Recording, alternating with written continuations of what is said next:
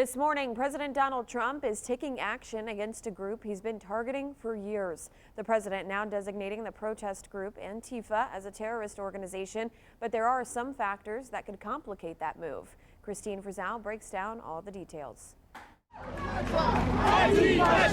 The movement gained national prominence back in 2017, facing off with far-right protesters in Charlottesville, Virginia, and staging violent demonstrations following the murder of George Floyd in cities like Portland and Seattle.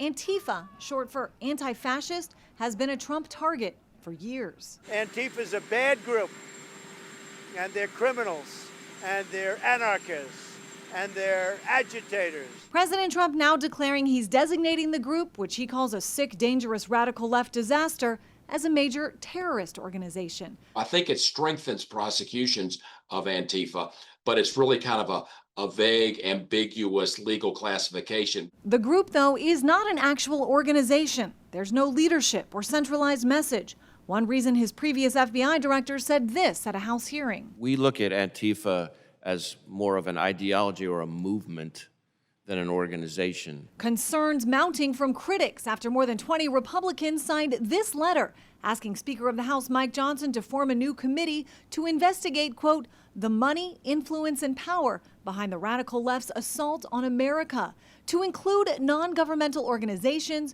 donors, media, and public officials, as lawmakers warn of a dangerous new chapter that could lead to all voices the president doesn't like being silenced. They're using this tragedy in this moment where we need leadership and unifying of Americans. They're using it to now target free speech. They're using it to target political dissent and to crack down on their political opponents. Legal experts tell me this designation will give the FBI and Justice Department far greater authority to go after people with any connections to Antifa.